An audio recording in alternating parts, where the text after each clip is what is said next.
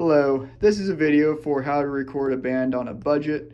If you're just a 3 or 4 piece band, drums, guitar, bass, vocals, whatever, and you just like your music, you're trying to get it out in the world, but you don't know where to start with recording, you don't feel like going to a studio, you're just casually serious and messing around in the garage, this is one way to show you how to record music for a fairly decent price, and you're not going to get immaculate studio results with this setup, but it's good enough for me and my band and what we do. I'm hoping this video will find someone and help them figure some stuff out and start putting more awesome original music in the world. So good luck to all of y'all for watching this, and thank you for watching this. Anyway, so I'll start with drums because I'm a drummer, and the drums are going to eat up a lot of channels, which is why I'm recommending a larger interface. Depends on you and what you're doing, but this is a video geared toward a full band.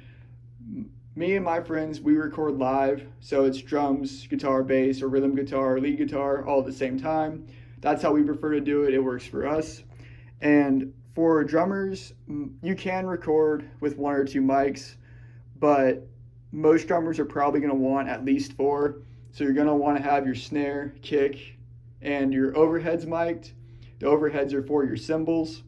And Pyle makes this decent 7-piece mic kit. The PDKM7 has a mic for snare, 2 toms, floor tom, kick drum, and then 2 overhead mics for your cymbals. Now some of y'all are probably sitting there going, well crap, 7 mics, that's 7 channels, that's eating up a lot of channels, how am I going to get anything recorded? But you can buy some stuff to condense the drums a little bit without losing quality. And this isn't going to be the highest quality setup. This is just good enough to get your music out in the world. So the way our setup is we've got this Pyle 7-piece mic kit and a Scarlett 18i20 interface. The reason I got this interface is because if you're going to have a drummer recording, that's going to eat a lot of your channels. You want as many channels as you can get for the best value. And this interface is pretty good. It's what I could afford at the time I started doing this, so I'm recommending it to y'all.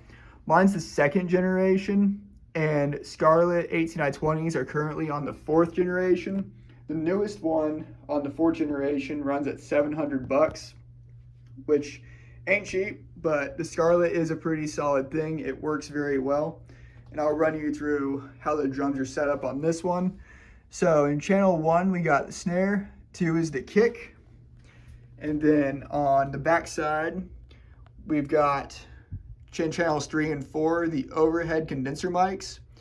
Channel 5 is using a splitter, and that is miking both of my high toms into one channel, which opens up another channel for bass or whatever guitar line. And then on the 6th channel is my floor tom.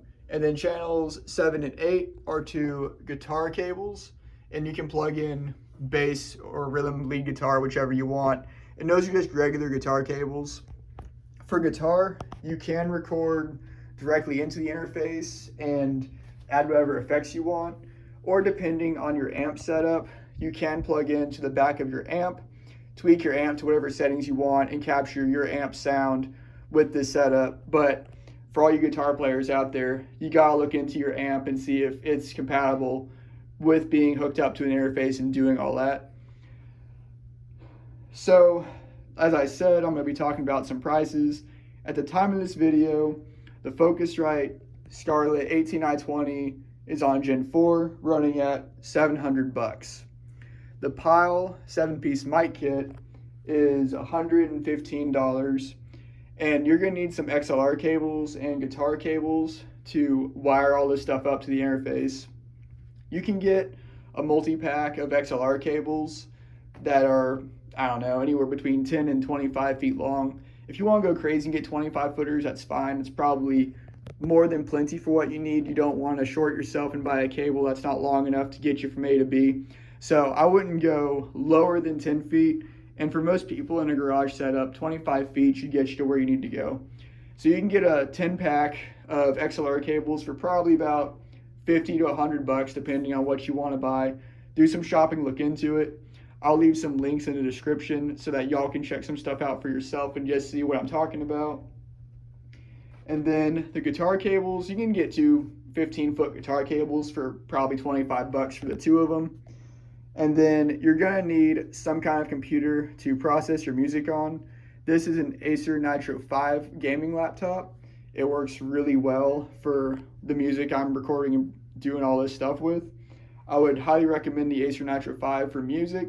I know a lot of people prefer Apple. It really is up to you. This is just a laptop I use. It's what I know and it's what works for me. This laptop is currently running at about 700 bucks right now, brand new. And again, you don't have to buy new. You can buy refurbished or whatever works. It's your budget. I don't know your money. But this is the setup I have that works for me. So with all that said and done, you're looking at about 1,600 bucks to $2,000 for this setup.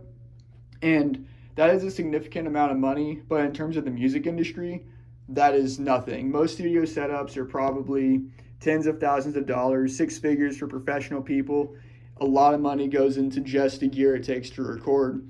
But I wanted to make this video to show y'all that there is a way to do it if you're a band on a budget just trying to put music out in the world. I hope you find this video helpful. Thanks and have a nice day.